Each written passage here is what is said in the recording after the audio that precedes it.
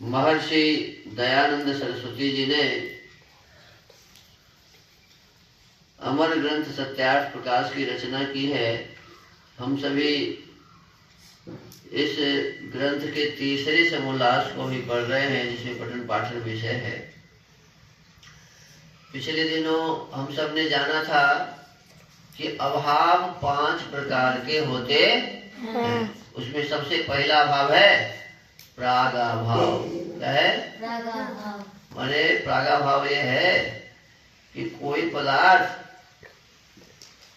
अभी नहीं हुआ है, बाद में होगा। तो ऐसे जो अभाव होते हैं उसको क्या कहते हैं? प्रागाभाव।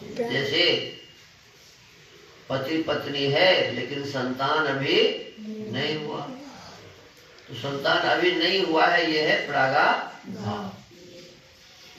आगे संतान होगा। ऐसे मिट्टी तो है लेकिन अभी घड़ा नहीं बना, तो घड़ा का अभाव हुआ ना। घड़ा अभी नहीं बना तो घड़ा का अभाव हुआ। तो ऐसे अभाव को क्या कहते हैं? प्रागाभाव। अब दूसरा जो अभाव है वो है प्रध्वंसाभाव। दूसरा क्या है ये? प्रध्वंसाभाव। कहते हैं कि जो उत्पन्न तो हुआ लेकिन रहा नहीं। बहुत आदमी के संतान होते तो हैं लेकिन हो करके क्या हो जाते हैं जी? नष्ट हो जाते हैं। तो ये है प्रध्वंसाभाव। घड़ा बना तो लेकिन फूट गया। घड़ा बना तो था लेकिन क्या हुआ जी? फूट गया। तो ये है प्रध्वंसाभाव, जो होके न रहे, जो होके न रहे, ये है प्रध्वंसाभाव। और तीसरा है, उसको कहते हैं अन्योन्याभाव। तीसरे भाव क्या कहते हैं जी?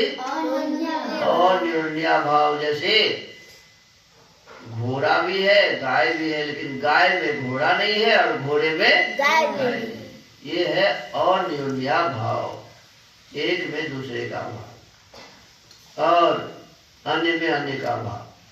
और एक है अत्यंताभाव।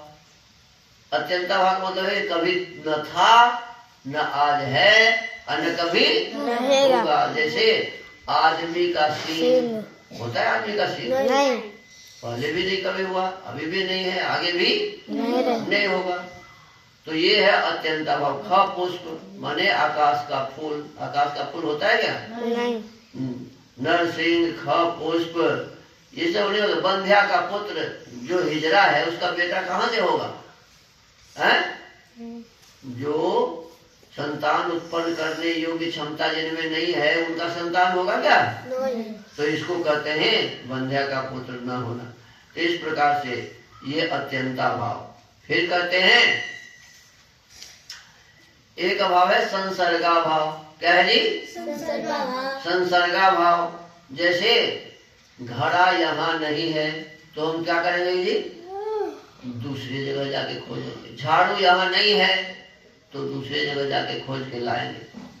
ये क्या है? ये है संसर्गाभाव। क्या है? संसर्ग। एक पदार्थ जो यहाँ नहीं है वह पदार्थ दूसरी जगह होगा, ये है संसर्गाभाव।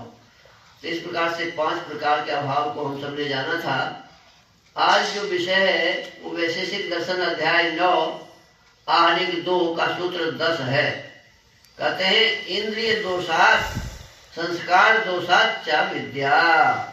कहते इंद्रियों और संस्कार के दोष से अविद्या उत्पन्न होती है।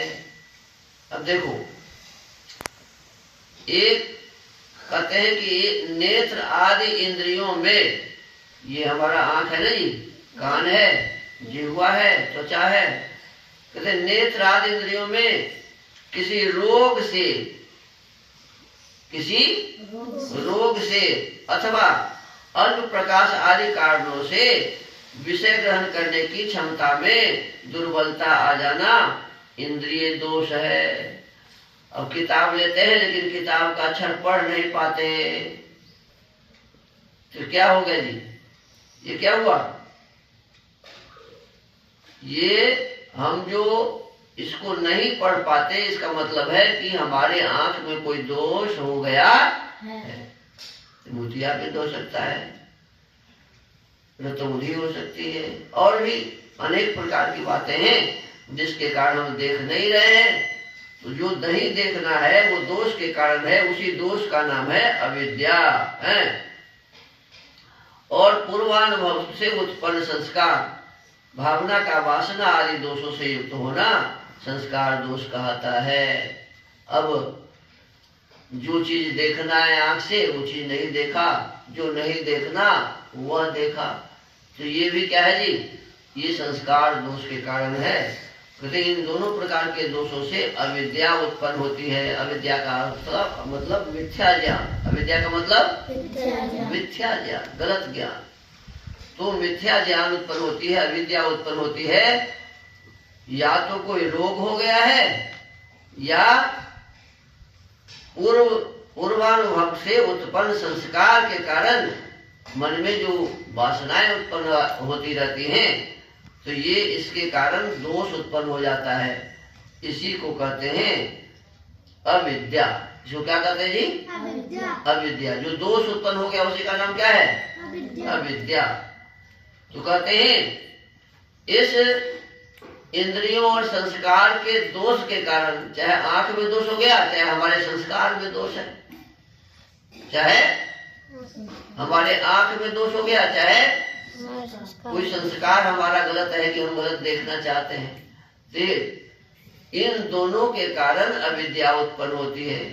अब कहते हैं वैशेषिक अध्याय 9 आनेक 2 का सूत्र 11 है। कहते हैं तद दुष्टं ज्ञानम, जो दुष्ट अर्थात विपरीत ज्ञान है उसको अविद्या कहते हैं। नबी कहा जिसमें दोष वाला जो ज्ञान है, दुष्ट जो ज्ञान है, उसी को क्या कहते हैं? अविद्या कहते हैं।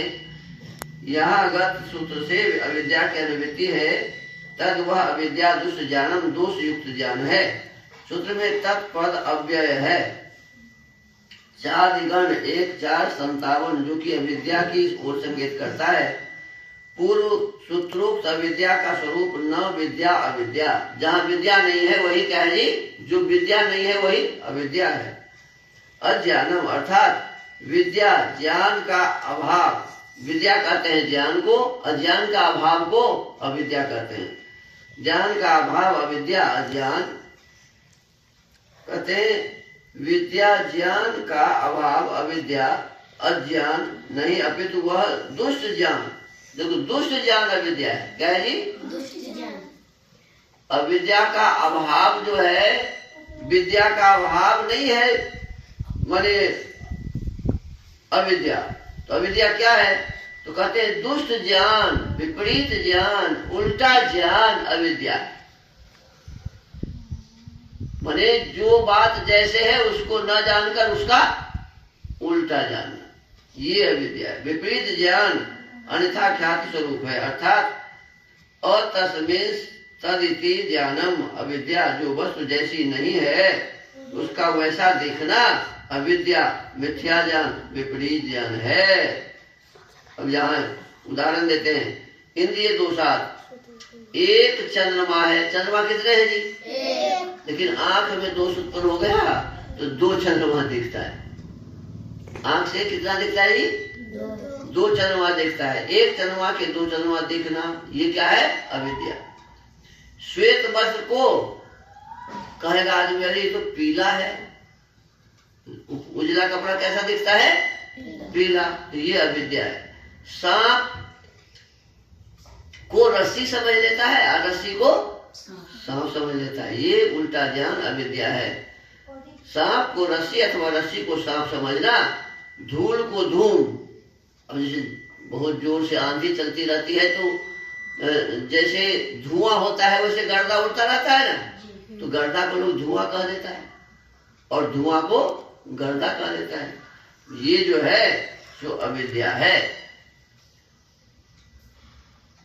धूल को धूप समझकर वहां अग्नि का अनुमान करना। संस्कार दोषात, अनित्य को नित्य और नित्य को अनित्य समझना।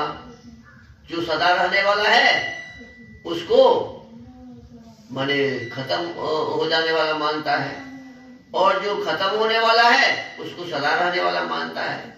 अनित्य को नित्य और नित्य को अनित्य समझना, अपने अथवा दूसरों के अपवित्र शरीरों को पवित्र समझना।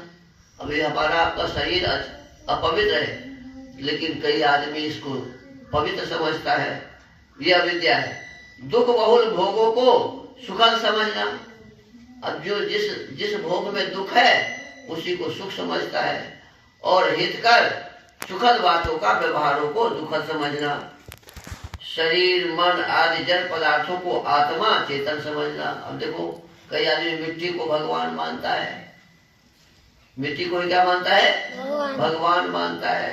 काठ को ही भगवान मानता है, सोना चांदी को भगवान मानता है। तो कहते हैं ये